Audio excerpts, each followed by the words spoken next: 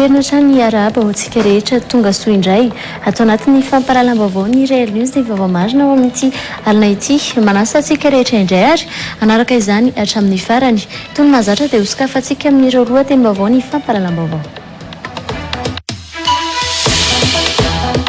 Dimy alina ariary ny sazy alohan'ny tompona alika amin'ny komina Antananarivo renivohitra raha mivovo mitabataba amin'ny alina ny alika manomboka izao raha ny voafaritra ao anatin'ny fehezam-pitsipika munisipaly na ny code d'hygiène munisipaly vaovao.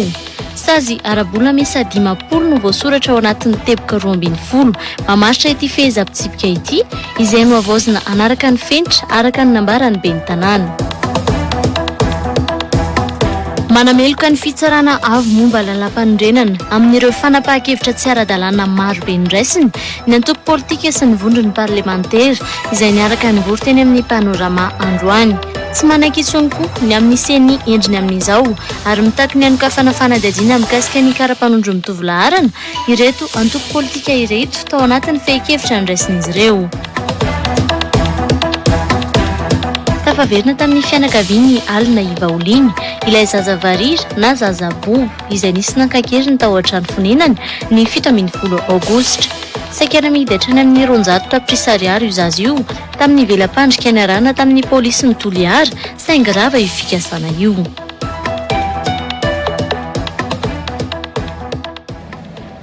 Iarahantsika amin'ny valisoa indray kosa ary izao ireo tsara ho fantatra mahakasika ny vinavina ny mety ho toetry ny andro ho an'ny rahampitso zoma.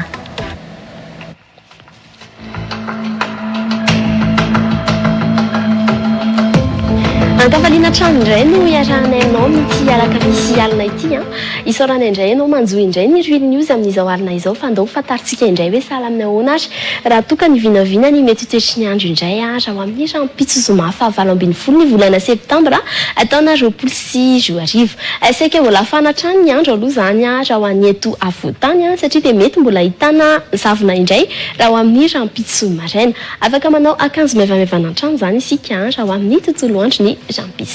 Andao kosa ary jerentsika antsara raha mahakasika an'izay toetry ny andro izay hoe sahala amin'ny ahoana indray arany raha toka ny tapany maraina ny eto Antananarivo sy Fianarantsoa. Araka ilay nambarako teo dia saika ifandibiasany rahona sy ny masoandro indray aloha raha ho an'ny eto Antananarivo ho an'ny Fianarantsoa kosa nefa dia saika hibalika tanteraka ny masoandro raha ny tapany maraina. Toy izay sy toy izay ara lofitra ny teto avoatany sy Fianarantsoa fa andao fantaritsika indray kosa raha toka ho an'ny Nosy indray raha ho amin'ny rahampitso tontolon'ny andro. Ny balika ny masoandro teto Antananarivo fa ho an'ny Nosy kosa dia ahitana orana tandrifon-drahona indray manodidina ny 20 hatramin'ny 20 degré kosa ny marsipana vao vinavina. Andao ro jerentsika ireo faritany ampiny hoe sahala amin'ny ahoana hoe mety ahitana orana ve raha ho amin'ny rahampitso maraina. Ho an'ny Sainte Marie sy Toamasina moa zany dia mety ahitana erikerika raha ny tapany maraina. Ny ambiny kosa nefa dia saika ho tsara avokoa ny andro fa andao fantaritsika indray hoe sahala amin'ny ahoana ary raha toka ny tapany ariva indray raha ny eto Antananarivo aloha dia saika mbola afana trano ny andro aza matahotra zany ianareo fa afaka manao akanjo maivamaivana mihitsy mandra-parivan'ny andro satria dia mbola saika ahitana fifandibiasany rahona sy ny masoandro avokoa akoatry ny faritany Toamasina izay mety ahitana rotsakorana indray raha toka ny tapany ariva. Zay ny vinavina ary raha ny maripana indray kosa dia mitovy raha ny eto Antananarivo sy Fianarantsoa satria dia manodidina ny 10 hatramin'ny 15 degré izay nahitana fiakarana kely izay maripana izay fa ho an'ny Mahajanga no manana maripana ambony indrindra manodidina ny 13 degré Celsius. Dia isaorana indray ianao nanaraka indray izay vinavina ny mety toetry ny andro raha ho amin'ny tontolo andro ny rahampitso izay. Mirary alina mahafinaritra ao antsika rehetra ary asainay foana ianao sy saraka aminay eto amin'ny Real TV. Film tompoko.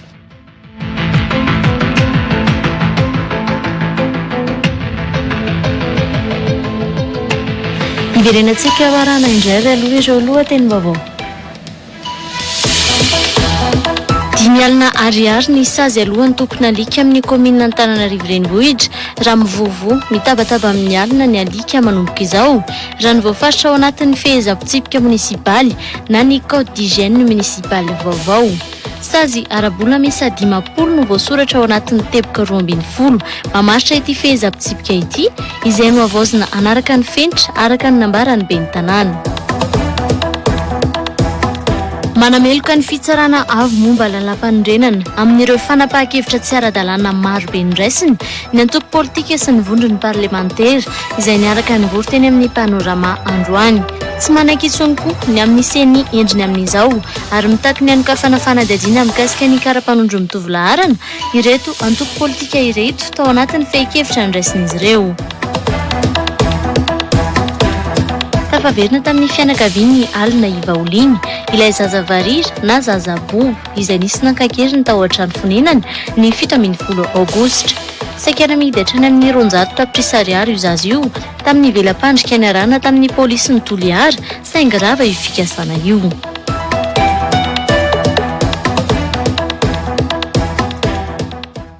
Idinantsika ireo antsipria vaovao mando 5,000 ariary ny mpangataka an-dalabe raha toa ka misy ny fanohitohinana ny filaminana. Mando 10 alina ariary kosa ny tompony alika raha toa ka mivovo sy mitabataba amin'ny alina ny alika. Ireo no isan'ny sazy hatra amin'ny mponina Antananarivo manomboka izao araka ny voafaritra ao anatin'ny fehezam-pitsipika munisipaly misahana ny fikolokolo-pahasalamana na ny code d'hygiène municipale vaovao. Raha manakena ny fangoronam-bola ataon'ny komina ny mpanolotsaina Clémence Sararnirina dia laza kosa ny ben'ny tanàna Naina Andriatsitoaina fa natao manaraka ny fenitra ny zava-misy iainana io fitsipika izay navaozina io. Todrabefatra eo amin'ny sary ny Lanitra Samelson. Ny fampitomboana ireo vola tsy maintsy aloha raha toa ka misy ny tsy fanarahan-dalàna ato anatin'ny tanàna Antananarivo no voasoratra ao anatin'ny teboka 12 mamaritra ny sazy ao anatin'ny fehezam-pitsipika munisipaly misahana ny fikolokolo-pahasalamana na ny code d'hygiène vaovao izay nampafantary ny komina Antananarivo renivohitra androany. Isan'ny misongadina amin'ireo ny fandoavana 5 tapitrisa ariary ho an'ireo toerana fanaovana karaoke na ny fisotroana zava-pisotro raha mihoatra ny ora ahafahana misokatra. 5 alina ariary raha toa ka tsy madio ny manoloana ny trano amoron-dalana. 5 alina ariary ihany koa ho an'ireo trano tsy miloko amoron-dalana. 2 tapitrisa ariary kosa ho an'ireo trano tsy miloko manamorona ny avenue. Mikasika ny rano manokana dia voafaritra ao anatin'ny ity sata manokana avy eo anivon'ny komina Antananarivo renivohitra ity ihany koa ny fandoavana 3 hetsy ariary ho an'ny fikorinan'ny ranon'orana avy amin'ny tafitrano tsy misy fantsom-piovoahana. Santionany amin'ireo fanangonam-bola izay ataon'ny komina ireo hoy ny mpanolotsain'ny tanàna.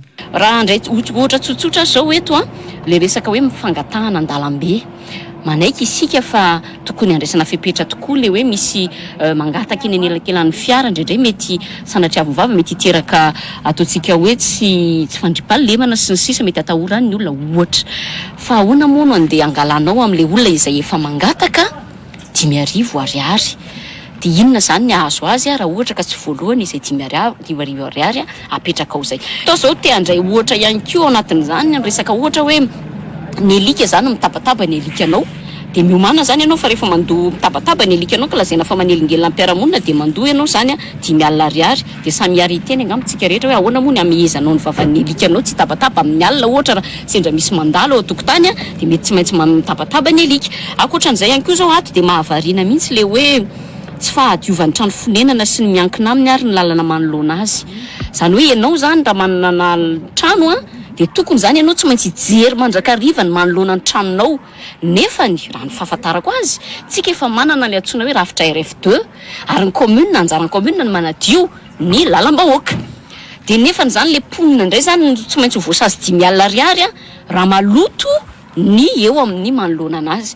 Ny fangoronam-bola trany fa tsy mba mijery ny fahasahiranam-bahoaka taorian'ny krizy no ataon'ny komina amin'izao fotoana hoy ity mpanolotsaina ity. Ahoana moa raha te hampanjaka n'izany lalàna zany ianao dia andeve ianao ametraka ataontsika hoe sazy miopapana tsy ho zakany ny kitapom-bola ny vahoaka akory ary indrindrindrindra ataontsika hoe le tena mahasahana le fiainam-bahoaka amin'izao satria hoe fantatritsika tsara fa nandihy fotoan-tsarotra ny firenentsika dia misy karazana ataontsika hoe somary laisser aller kely alakotsiny amin'ny fiteny frantsay teo dia le zavatra tena hoe miantraika amin'le vahoaka amin'izao zany no isany tena voakasika ao anatin'ilay fehezam-pitsipika zany. Dikan'izany zany ao anatin'ilay izy dia raha tsorina dia vola foana. Nilaza kosa ny ben'ny tanàna fa mifanaraka amin'ny zava-misy iainana amin'izao fotoana io fehezam-pitsipika munisipaly misahana ny fikolokolo-pahasalamana io. Code municipal d'hygiène efa teo efa ela natsaraina ary nataony fanaraka amin'ny toetrandro androany. Nambarany Clémence Rarnirina fa tsy nampandalovana teo anivony filan-kevitra munisipaly ny famolavolana ity fehezam-pitsipika munisipaly misana ny fikolokolo-pahasalamana ity. Ny Fondation Frédéric Ebert kosa no fantatra fa niara-ny sala tamin'ny komina Antananarivo renivohitra tamin'ny fandrafetana ny boky mirakitra izay code d'hygiène izay. Azo anenjehana ny ben'ny tanàna Naina André Citoaina ary anesorana azy amin'ny toerany ny tsy fanarahan-dalàna ataony eo amin'ny fitantanana ny komina Antananarivo renivohitra ho Irina Randriamasinoro, sekretera jeneraly TIM sady sekretera jeneraly ny komina teo aloha. Tsy fanarahan-dalàna ny tsy fakakevitra amin'ny filan-kevitra munisipaly amin'ireo fepetra sy fanapahan-kevitra raisin'ny ben'ny tanàna ho Irina Randriamasinoro. Tozrabe faritra trany eo amin'ny sary ny lanitra Samuelson. Maisy amin'ny commune anaty teo aloha mahakasika ny fitantanana Antananarivo tsy ho voatanisako eto hoe inona avy dia tain-javatra misy ao ankehitriny fa ny zavatra tiako lazaina fotsiny dia zao hoe misy rafitra tsy voahaja mihitsy ao amin'ny commune urbaine Antananarivo ary zay ny teneniko foana hatramin'izay hoe ny fitantanana ho aty amin'ny administration tsy mitovy amin'ny société privée reny ary tsy izay tianao atao akory ny tanterahana fa misy lalàna mifehany reny. Misy ny rafim-pitantanana anankiroa, misy ny organe anankiroa, misy ny organe délibérant izay composen'ny conseil municipal ary misy ny exécutif izay ny ben'ny tanàna no lehibeany. Tsy afaka mihitsy ny ben'ny tanàna manatanteraka zavatra tsy lanin'ny conseil municipal fa andikan-dalàna zany ary azo anenjehana ny ben'ny tanàna amin'ny andraikitra misy azy fa ny zava-misy amin'izao na mandika lalàna foana ary ny ben'ny tanàna dia mbola tafapetraka eo amin'ny toerana misy anazy izy ankehitriny. Zay ny teneniko hoe ny mahakasika ny commune urbaine Antananarivo manana mpanolotsaina be dia be ao zahay. Zay maro ny zavatra tsy ampandalovina eo anatrehan'ny conseil municipal zay tsy maintsy tokony ho atao ary maro ny zavatra tsy lany teo anivon'ny conseil municipal nefany ataon'ny ben'ny tanàna amboletra fotsiny ny fanatanterahana azy amin'izay. Manameloka ny fitsarana avo momba lalam-pandrenana amin'ireo fanapahan-kevitra tsy ara-dalàna marobe niraisiny ny antoko politika sy ny vondrony parlementaire izay niaraka nivory teny amin'ny panorama Andrainarivo androany. Tafiditra ao anatin'izany ny fanapahan-kevitry ny HCC nanaiky ny fifidianana loholona atao amboletra izay kasaina ho tanterahana amin'ny faha 1 ny volana Desambra izao ho ireto antoko politika ireto. Hitatra izay Tozrabe faritra sy Lantora Samuelson. Mitaky ny anokafana fanadihadiana mikasika ny rarakara-panondro mitovy laharana ireo antoko politika sy ny vondrony parlementaire na ny collectif des parlementaires raha ny fehi-kevitra tapaka nandritra ny fivoriana teny Andrainarivo androany. Izahay antoko politika sy ny collectif des parlementaires nivory teto amin'ny hôtel Panorama androany alakamisy faha 17 ny volana Septambra 2024 izay mahatsapa ny fahasairanana andalovan'ny firenena noho ny tsy fanajana sy fanitsakitsahana ny lalam-panorenana amin'ny verimberina tsy fandraisan'ny HCC ny andraiky miaraka ny tokony ho izy amin'ny fiarovana ny ara-dalàna tsy fahombiazan'ny fifidianana rehetra izay mikarakarain'ny CENI dia manao izao fanambarana izao. Manameloka ny fitsarana avo momba ny lalam-panorenana HCC amin'ireo fanapahan-kevitra mavo tsy ara-dalàna sy ara-drariny no raisiny. Tsy manaiky intsony ny vaomera maleo tena misahana amin'ny fifidianana na ny CENI amin'izao endriny izao. Mitsipaka marin-drano ny fifidianana atao amboletra izay kasaina atao amin'ny faha 1 ny volana Desambra 2024 izao. Iroso amin'ny fanatanterahana ny fanadihadiana mahakasika ny raharaha doublon. Notsindrin'ny mpandrindra ny antoko HVM sady filohan'ny antenimierandolona Rivo Rakotovao ihany koa fa manam-pirofo ny tsy fahatomombanana ny fifidianana loholona izay ho tanterahana ny 12 Desambra izao ny tsy fahafianoany ireo mpifidy lehibe tokony andray anjara amin'izany. Na iza iteny na iza faly na iza tsy faly dia Rivo Rakotovao rivo dia tsy afaka ny angina amin'izany. Minao fa mitovy amintsika manakavy. Tsy afaka tsy mino fa fanjakana mitondra anatin'ny ororo sy ny fampitahorana sy ny fanagadrana zay tsy mitovy hevitra amin'ny tena no ampandrosan'ity firenena ity. ary tena mpanokana dia resy lahatra topolasy fa tsy ao anatin'ny fanesoana na ny fifanenjehana amin'izay vita ny namanao teo aloha mety tsy tonga lafatra topolasy topovavy fa tsy afaka mihitsy ianao ny ite rehefa mandimby fa efana ny lazany hoe tsy navita ninino nareo tao aloha tao fa ny tsara dia ho raisina atsaraina didika tsy maintsy atao mafana miara miroso mba hanajantsika ny safidin'ny vahoaka ka zay safidin'ny vahoaka zay filian'ny vahoaka dia ho atsaina rehefa tarika firenena izy kanefa zany dia mitariky fifanajana ihany koa. Isan'ny miteraka korotana matetika teto amin'ny firenena ny tsy fankatoavana lalàna izay mbola mitohatra amin'izao fotoana izao, hoy ny pasteur Mayolla André.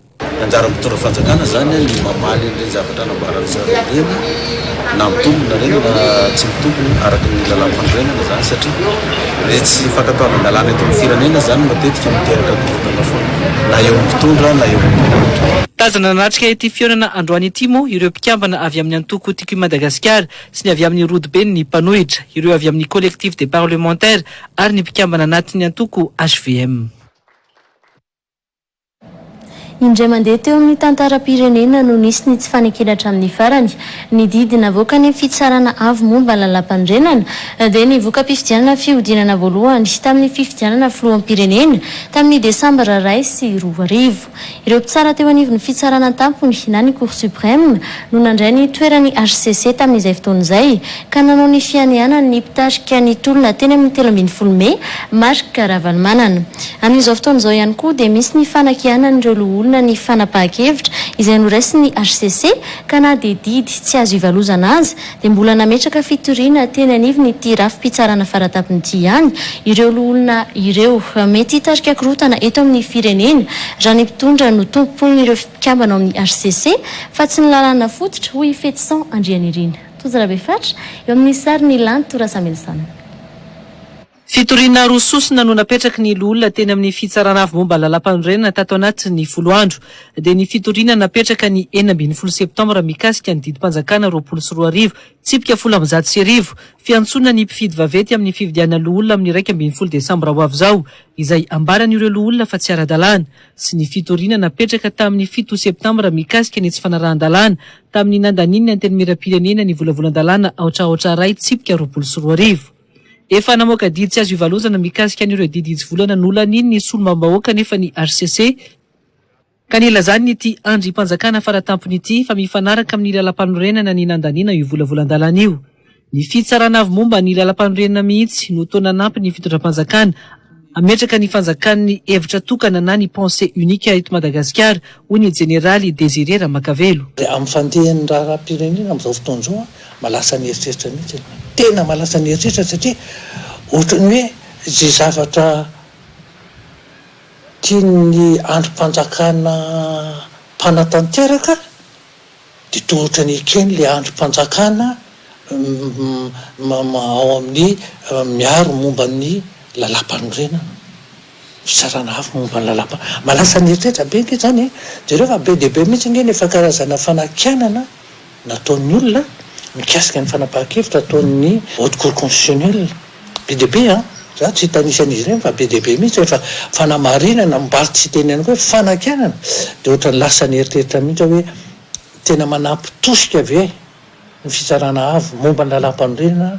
andehanantsika amin'ny ataontsika hoe hevitra tokana.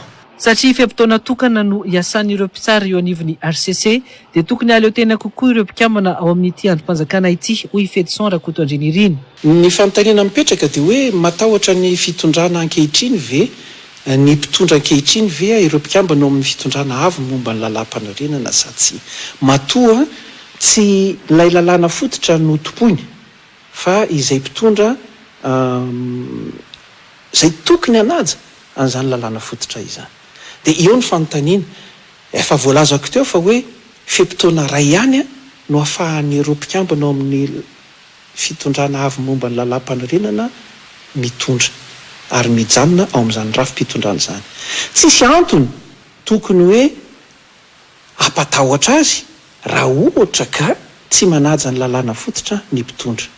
Sevina fa nisy hatrany ny fanoherana ny didy sy ny fanapa-kevitry ny fitsarana avy momba lalam-panorenana tato anatiny 20 taona.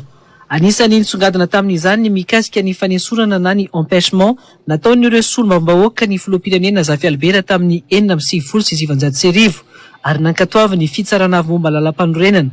Raha niondrika tamin'ny voka-pifidianana navoaka ny RCC ny candidat Zafy Albera tamin'ny fihodinana faharoa tamin'ny fifidianana filoham-pirenena tamin'ny 7 dia tsy nanaiky lambenana kosa ny mpitolona teny amin'ny 13 Mey tamin'ny voka-pifidianana navoaka ny RCC tamin'ny fihodinana voalohany tamin'ny fifidianana filoham-pirenena tamin'ny 14 Desambra 2020 ka nitarika ny krizy 2020. Ny taona 2020 ihany koa dia nampisarabazana ny malagasy ny fanapa-kevitry ny RCC nankatoa ny famondràna ny fahefana avy amin'ny direktoire militaire nankany amin'ny Andry Rajoelina ka nanamafy ny krizy 2020 izay naharitra 5 taona. Ny taona 2020 dia mbola mpandray anjara mivantana tao anatiny izay raharaham-pirenena izay raha nisy ny tolona nataon'ireo solombam-bahoaka 7 teny amin'ny 13 Mey ny fitsarana avy momba ny lalam-panorenana. Manoloana ny didina avoaka ny RCC amin'ny tantaram-pirenena izay tsy voatery araka ny lalàna dia rariny raha toa ka misy ny fanoherana ny fanapa-kevitry ny RCC amin'izao fotoana hoy Fedson Rakotonjenirin. Io rafi-pitondrahana ataontsika hoe fitsarana avy momba lalam-panorenana io no rafitra faratapana amin'ny fampanajana ny lalàna fototra na lalam-panorenana eto Madagasikara. Raha ohatra ka ilay fandikana n'ilay lalàna fototra izay tokony hampiarina eto Madagasikara no dosony izany rafi-pitondrana izany dia rariny sy hitsiny raha ohatra ka mitsikera sy tsy hananany malagasy na ny mpitondra politika rehetra fitokisana intsony izany rafi-pitondrana izany. Ka rehefa ny fitsarana avy momba ny lalam-panorenana no miteraka aia sy tsy sy ny fitokisana intsony dia manjary mampiayary mety hiteraka korotana mihitsy azy. Rehefa niainantsika teto Madagasikara zany nandritra ny taona maro nanomboka tany amin'ny taona 1990 mandraka ankehitriny dia niteraka olana foana ny fanapahan-kevitra izay netiny zany fitsarana avy mo ny lalam-panorenana zany. Noho ny tsy fanekeny ny candidat Ravalomanana sy ny mpitolona teny amin'ny 13 Mey ny voka-pifidianana navoaka ny fitsarana avy momba lalam-panorenana tamin'ny Janoary 2020 moa dia ny mpikambana teo anivy ny fitsarana tampona ny Cour suprême no nanatanteraka ny fiainana ny Marc Ravalomanana teo amin'ny kianjan'ny Mahamasina tamin'ny 12 Febroary 2020.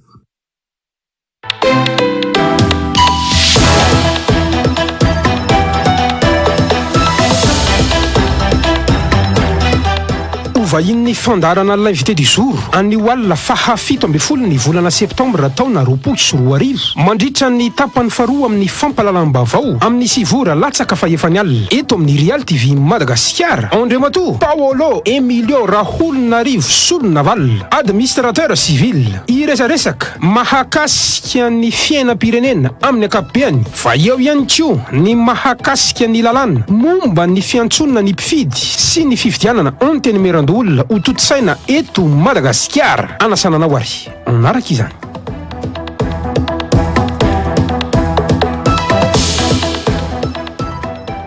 Andriamato Paolo Emilio Rahulnarivo indray araka izany no vahiny Gasikara Fenso ao anatin'ny fandarana l'invité du jour orantsika ao anatin'ny tapany faharoa ny fampalalam-baovao. Fa hotoizantsika aloha izay fampalalam-baovao izay tsy ho tratra ny amita zato isanjato ny kianjan'ny Baria eo Mahamasina hatramin'ny 14 ny volana Oktobra izao raha nambarany mpanolotsaina manokana ny filoham-pirenena Gérard Andriamanoisoa androany. Noho ny fanomanana ara-teknika sy ireo pitsopitsony no nahatonga ny fahatarana ho ny fanazavany. Miankina amin'ny fisokafan'ny sistany ka ahafahan'ireo sinoa manam-pahaizana manokana ho tonga hanony asa no mety mampiova ny tetiandro amin'ny tanany kianjan'ny Mahamasina hoy Gérard Andriamanoisoa. Hatreto dia sinoa 20 sy malagasy 50 no miasa ao Mahamasina. Tojo Rabefatra eo amin'ny sary ny lanitra Samuelson. Samy tsy ho tratra ny fitokanana ny ampahany voalohany amin'ny kianjan'ny Baria izay tokony ampiasaina amin'ny 17 Oktobra izao ankarazana ny fety ny fahaleovan-tena na ny 20 Jona amin'ny 2020 amarana tanteraka ny kianjabe ao Mahamasina hoy ny mpanolotsaina manokana ny filoham-pirenena androany. Nambarany Gérard Randriamanoisoa mantsy fa ny farany volana Novambra 2024 izao vao vita tanteraka ny kianja. 7% ny asa amin'ny dingana voalohany ihany koa no vita hatramin'ny 24 Oktobra izao. Noho ny fametrahana ireo lafiny teknika ho fiarovana ny aina no mahatonga ny fahatarana ankoatra ny fihiboana ho ny mpanorotsaina manoka ny filoham-pirenena. Na izany aza azo amfanarana amin'izay filana amin'ny fetin'ny Repoblika amin'ny 24 Oktobra izao ny hetsika izay azo tanterahana ao anatiny ho ity mpanolotsaina manoka ny filoham-pirenena ity. Mandeha ny stade Mahamasina na dia teo ary ny confinement 10 volana. Misy retard 10 volana. 10 volana ny retard raha ny entreprise raha ny vinavinaitsika hoe juin 2021 tsisy zavatra atao ntsony ao dia mihemitra any amin'ny novembre 2021 zany tsika vao vita tanteraka fonctionnel lay stady. Ny mikasika ny tapany voalohany lay fampanantenana hoe ny zonana lay tribune mazaka 16,000 place raha ny heritsika hoe vita ny structure na fotodrafitrasa ngezandrindra tamin'ny 26 juin dia mihemitra amin'ny fin octobre zany tsika izao azo ampiasaina izy amin'ny 14 octobre raha ilaina tapany anatin'izay ny zavatra vita amin'izao fotoana izao dia 700 ny structure béton resantsika ny rafitra amin'ilay tribune zay mazaka 16,000 place ny vita amin'izao fotoana izao. Vita koa zay reo pitsopitsony. Miankina amin'ny fiasan'ireo sinoa fanampy ny asa aorian'ny fisokafan'ny sistany no mety ahatsarana na tsy ny 24 Jona 2024 ho ny mpanolotsaina manoka ny filoham-pirenena. Hatreto sinoa 20 sy malagasy 19 no miasa ao Mahamasina. Efa déconfiné rovina ny sokatra ny frontière dia hiditra amin'ny totsika second œuvre zareo vita le béton. Tsy maintsy mila technicien mahay zany maheno pitsopitsony tsirairay ao anatin'ny zavatra io. Dia everina fa rehefa misokatra amin'ny frontière ny Madagasikara dia tsy maintsy mety hena le calendrier satria mba ho avy zareo hanamafy ny ekipa zay efa miasa amin'izao fotoana izao. Tsy maintsy ireo marika lehibe fanta-daza no ampiasaina ao amin'ny kianjan'ny Barea na ny jiro na ny seza na ny pitsopitsony amin'ny herinaratra hoy Gérard Randriamanoisoa. Mpilalao Barea miisa 3 no ahina tsy afaka anatrika ny lalao ara-pirahalaina ifanandrinana amin'ny Burkina Faso izay ho tanterahana any Lisbonne, Portugal ny faharoa ambin'ny folo ny volana Oktobra ho avy izao ho ny Fédération Malagasy ny baolina kitra. Ao anatin'izany Alain Metanir izay milalao any États-Unis, i Carolus any Arabie Saoudite sy Ibrahim Amada izay any France. Tokony ho tonga avokoa nefa ny mpilalao rehetra hoy ny voavy Paulin izay nanaiky ny fampiresaka tamin'ny Real TV Madagasikara. Nampitombony ny mpanazatra Nicolas Dupuis ho 420 ireo ekipa hiazo any Portugal amin'ny Oktobra io. Lalao izay fanomanana ny fifanitsanana ny fiadiana ny amboarany Afrika ho tanterahana amin'ny taona 2020 sy 2020. Itondra izay Malala Rakotony Rendy eo amin'ny sariny Daniel Efa. Tokony ho hitantaratra mandritra ny lalao amin'ny 12 Oktobra ny trangandalao amin'ny volana Novambra izay ifanandrinana amin'ny Côte d'Ivoire raha ny nolazainy voavy Paulin isan'ny mpilalao ny Barea ny Madagasikara ka tokony ho tonga avokoa ny mpilalao hiatrika ny fifanitsanana rehetra. Zava-dehibe ny mpilalao io matcha io match amicaly io entraînement zay ataonay isanandro mandritra ny 10 jours ahafahanay mifankalala tsara mirozoera vaovao zay tonga dia avy eo koa moa amin'ny resaka ambiance ny fiarahana miaraka amin'ny groupe zany zay tena important aminay io matcha zay ho karakaraina amin'ny Oktobra io. Ny fanomanana ny ekipa national moa aty amin'ny club anay zay fa manomana zany amin'izay match zay atao amin'ny championnat isanandro zany fa ny fanomanana zany kosa iarahana miaraka amin'ny groupe ny ekipa nationale dia tena zava-dehibe zany izay match ho atao amin'ny Oktobra io. Nilaza kosa nefa ny avy eo anivon'ny Fédération fa maro amin'ireo mpilalao anatin'ny ekipa pirenena no any amin'ny firenena mbola tsy manokatra ny sidina ho aminy amin'izao ka ina ny tsy ahatongavany. Nasina élargissement zany hoe natao 420 satria ao anatin'ny 420 mety misy fiovana. Ny antony araky ny verimberina foana moa fa ty moa ny zavatra tena hoe malaza amin'izao dia ty resaka pandémie ty.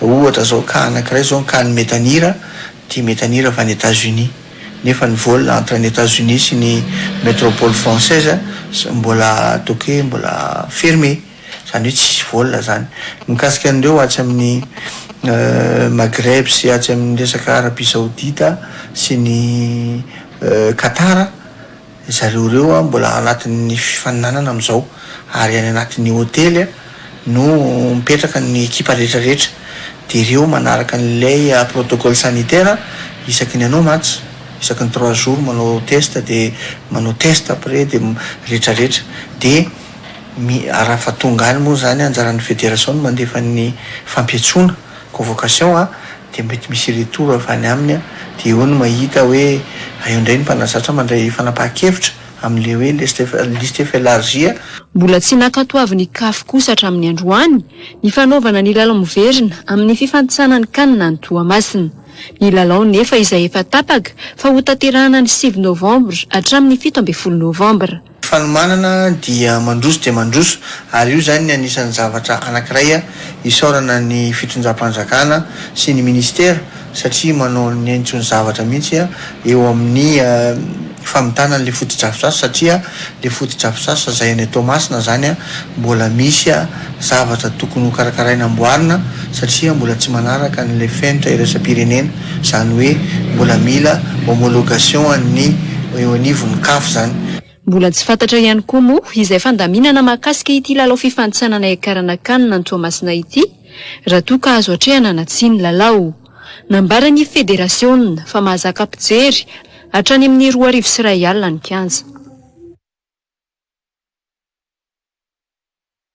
Ny saranisa azon'ireo mpianatra nandritra ny 3 volana roa voalohany tamin'ny taom-pianarana 2024 no ikajiana sy hitsarana ny mpianatra amin'ny sekolim-panjakana mba ahafahan'izy ireo misondritra kilasy amin'ny taom-pianarana 2024 raha ny tapaka tao anatin'ny filan-kevitry ny minisitra omaly alarobia. Efa nanomboka ny 12 septambra ka hatramin'ny 7 oktobra no izany ny fisoratana anarana eny anifindreo sekolim-panjakana akoatra ireo mpianatra mbola anala BEPC sy baccalauréat. No mafisina nandritra ny filan-kevitry ny minisitra koa fa tsy mandoa sara mpisoratana anarana ny mpianatra rehetra amin'ny sekolim-panjakana manerana nosy amin'ity fidirana manaraka ity. Ny Antsipriana Zayary. Akoatra ny tsy fandoavana ny sara mpisoratana anarana eny amin'ireo sekolim-panjakana dia tsy mandolo latsakemboka angatahany fikamana ny ray aman-dreny ny mpianatra na ny latsakemboka fefy ihany koa ireo ray aman-dreny manomboka izao. Mandra-pisin'ny lamina vaovao raha navoaka ny tatry ny filan-kevitry ny minisitra ny alarobia 12 septambra. Mahatratra 330 tapitrisa sy 4 miliara ariary no izany ny volam-panjakana na ny caisse des écoles ho an'ny EPP sy ny CEG izay tantana ny fefy ho an'ny ity taona 2024 ity. 2 miliara ariary kosa ny anjara ny lycée manerana nosy. No mafisina nandritra ny filan-kevitry ny minisitra koa fa ny salanisa azon'ireo mpianatra nandritra ny 3 volana roa voalohany tamin'ny taom-pianarana 2024 no ikajiana sy hitsarana azy ireo ahafahana misondritra kilasy. Tokony hanao fisoratana anarana eny anivon'ny sekoly araka izay safidiny ireo ray aman-dreny manomboka ny 12 septambra ka hatramin'ny 7 oktobra akoatra ny kilasy fahasivy sy ny kilasy famaranana izay mbola hiatrika fanadinana. Isy ihany koa ny fandraisana mpampianatra sy ny tale vaovao iandraikitra ny fampianarana any amin'ireo EPP manara-penitra sy CEG ary lycée vaovao rehetra efa mijoro manerana nosy. Ary omena tamin-karama na prime d'installation ireo mpampianatra voatendry any amin'ny faritra lavitra ny renivohitra raha ny tatitry ny filan-kevitra ny minisitra hatrany. Efa nampahafantarina sy nampianarana ny mponina ny farafangana ny tokony atao raha misy sendra mifanenana mahafantatra any toerana hiafenan'ireo gadra nandositra raha ny tatitry ny minisitry ny fitsarana tao anatin'ny filan-kevitry ny minisitra omaly io. Isan'ny fepetra napetraka mba hisamborana ireo voafonja izany akoatra ny antsoavo nataon'ny ministera ny mba hiverenana ireo gadra nitsoka sy nandositra any fanisazany raha ny tatitry ny filan-kevitry ny minisitra. Voalaza fa eloka be vava toy ny vonolona sy eloka goavana no ny tanana ireo gadra ireo amponja. Fa toizantsika amin'ny trangam-piarahamonina kosa ny fampahalalam-baovao. nokasaina amidy hatrany amin'ny 900 tapitrisa ary mahery saingy tsy nahitana mpividy vaoliny izay zaza varira na zaza bobo nisy nakakeriny tao an-tranony tao amin'ny fokotany Beravy anatin'ny komina Belalandy Toliara faharoa ny 17 ny volana aogositra alina. Jiolahy izay samy lehilahy avokoa miisa 4 no nitazona io zaza io nandritra ny 20 andro. Nampijaliny ireo jiolahy vaoliny izay tovovavy 12 taona io hoy izy ny tantara tamin'ny mpanao gazety. Nolazainy ihany koa safavary sosoa ihany no nomeny ireo olon-dratsy azy nandritra ny fotoana nitazonan'izy ireo any ity zaza ity. Retana F, Real TV Toliara. Vaovery vaoliny dia efa nisy ny fanadadiana nataon'ny polisy tao Toliara ny sahana ny fitadiavana azy. Tao anatin'izany nefa no nahazon'izy ireo fanampim-baovao amin'ny fisian'ny olona mitady mpividy zaza varira ka niainga tamin'io ny fanadadiana nataon'ny mpitandro ny filaminana tany an-toerana. Nandritra izay fanadadiana rehetra izay dia nahazo ihany koa zahay ireto fanambarana miafina izay nalefa ny olona tsara sitrapo isan-karazany reto izay mitrandrahana ka ny afara tamin'ny fahitana informateur na mpanomey loharano-baovao. Nantsona nanantona ny polisy pirenena io olona nalolotra vaovao io ary nanaiky ny ara-iasa amin'ny polisy amin'ny fitadiavana ireo olon-dratsy. Niainga tamin'ny fametrahana velam-pandrika io asa io. Nisy ny fampiresahana an-tariby tamin'ny alalan'ny reto telefônina izay azonay tamin'ireo voasambotra ireto izay mifaneraserana ireo mpitazona ny ankizy tamin'ity mpanelanelana mpivarotra ity. Ka sady arahanay manara-maso akaiky moa mandritra fotoana iantsony sady mihainy koa izahay tamin'izany.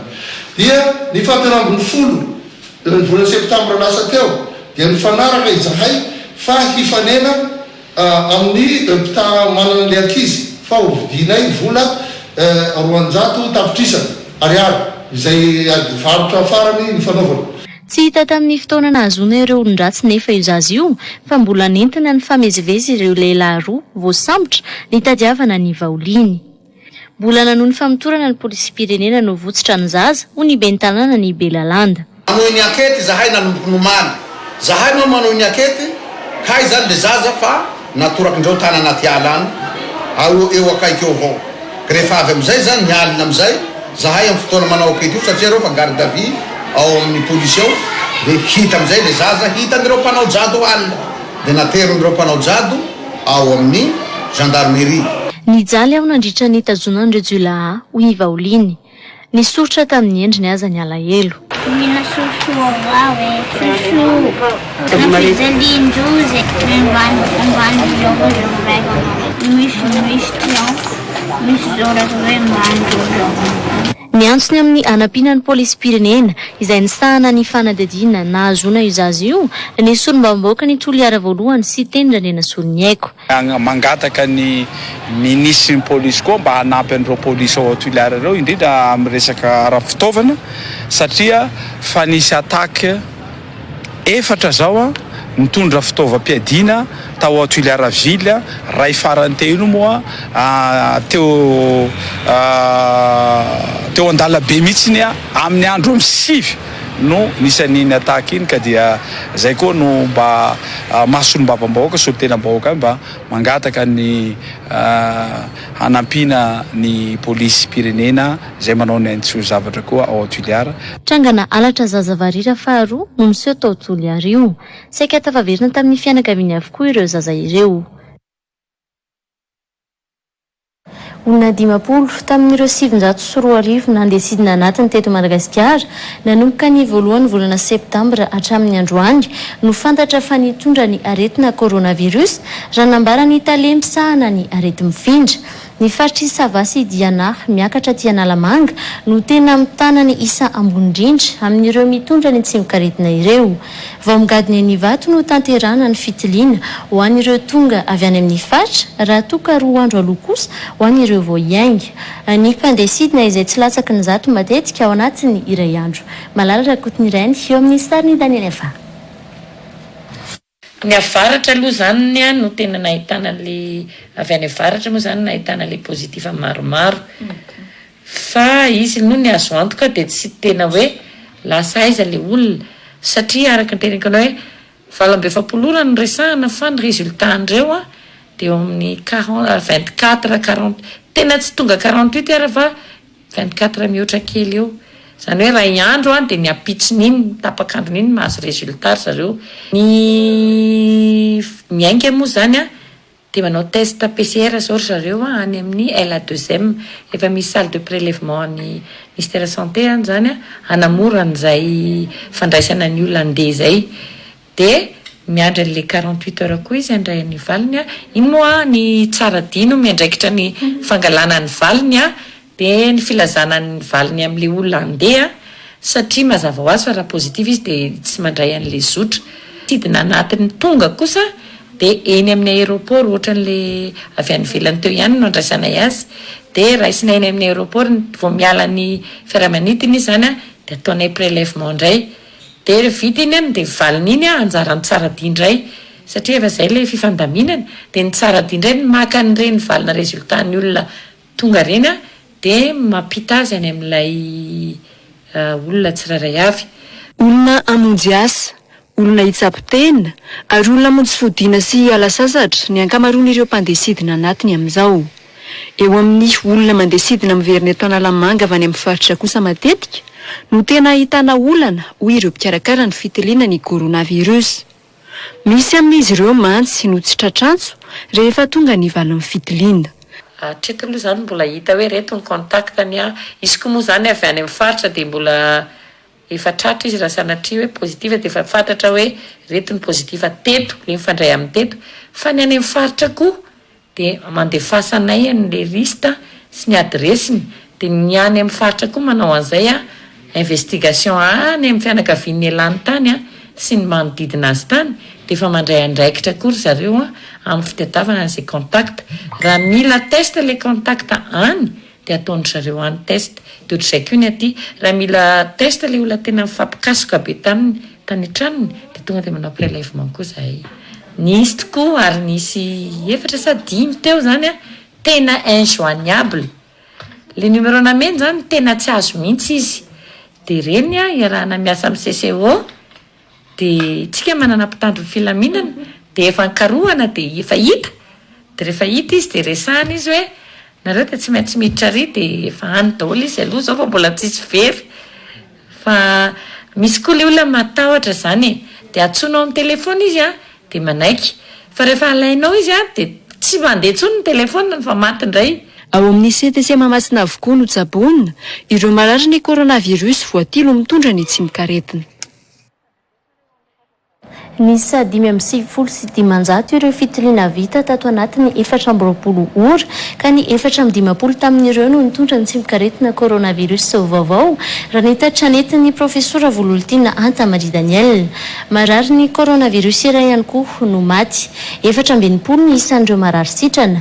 Hatramin'ny androany mandidina ny 170 isanjato ny tapahazitranana tamin'ireo rehetra voan'ny coronavirus tao anatiny 9 bolana katroka ny sin'ny coronavirus teto Madagasikara. 450 no isan'ny tranga vaovao voatily, misy 520 kosa ireo sitrana somatsara. Ray no lavon'ny valanaretina. Noho izany ny 910 ireo olona izay mbola mitondra ny tsy mikaretina na en traitement isika na ka aktifa ihany koa no alalantsika azy. Ny forme grave kosa izay tafiditra ao anatin'ireo ataontsika mbola mitondra ny tsy mikaretina dia ny ampy anankiray. Misy 500 ny fitiliana vita ary ny 200 amin'izy ireo fitiliana PCR, 370 kosa fitiliana Gene Expert. Eo amin'ny zanam-pandarana fake news ary news kosa indray tantara hafakely no nozaraina tamin'ny page Facebook vahiny iray omaly. Nambara tamin'izany fa vehivavy iray no nitsofoka tamin'ireny toeram-panaovana fanatanjahantena ireny na ny salle de sport ka nitondra ny sakany ary tsy navelan'ny olona niditra io sakany io. Noraonana nefa ireo mpiambina tao amin'ny toerana io ary ny boridana izy tao anatin'izany. Androaro rahantsika na fake news indray na real news ny mahakasika ity vaovao izay nahaberesaka tao amin'ny Facebook ity.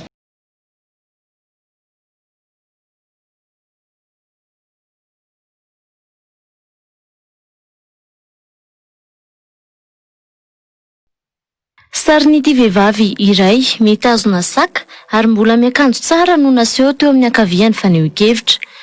Eo amin'ny sary faharoa kosa nefa vehivavy efa niboridana tsy nisy akanjo intsony no naseho saingy natao nanjavozavo fotsiny izany. raha ny fanazavana nentiny pejina moka ny publication tsy navela niditra tao amin'ny toeram-panaovana fanazarantena izay nidiran'ity vehivavy ity ny saka izay nentiny. Tezitra noho izany izy ka norahonany avokoa ireo olona tao ary noesorony ny akanjony. Vaovao nahitana tranga hafakely izy ity ka 420 ora taty aoriana dia niparitaka be io faneho-kevitra io. Efa nahatratra 700 aza ireo nametraka commentaire izay nahitana karazam-pitenenana maro be. Tamin'izy ireo no nilaza fa tena efa adalana nataon'ity vehivavy ity. Nisy ihany koa ireo nananiany hoe ny zavatra toy izao mihitsy no nanajanonako ny fanatanjahantena. Ireo lehilahy sasany moa dia nanakihana ny vehivavy fa rehefa misy mety amin'ny vehivavy amin'izao ve izany dia tena manao zavatra hafahafa foana. Ankoatra ireo nametraka commentaire ireo, efa 420 ihany koa ireo niome ary efa 100 ireo nizara. Rehefa natao ary ny fanadadiana mikasika ity vaovao ity dia hita tokoa fa vehivavy tany Taïwan tany izy ity ary efa 45 taona. Tao amin'ny trano fanaovana fanatanjahantena mitondra ny anarana World Gym izay efa falehany no niseho ny tranga. Toy izao mihitsy aza ny zavan-tranga tamin'ny fotoana io izay navoakan'ireo televiziona tany ivelany tany.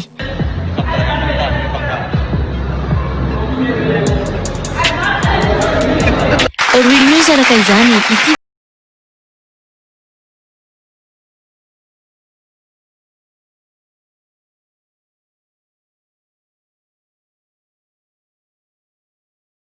manakatona ny tapany voalohany amin'ny fampahalalam-baovao ho amin'ity alina ity ankasitrahana isika rehetra nanaraka izany hatramin'ny farany ary saorana ihany koa ny FNFSO ny lafy nampiakanjo tao anatin'izao fampahalalam-baovao izao. Mandrapitafary ho amin'ny rahampitso indray tokolasy tokovavy.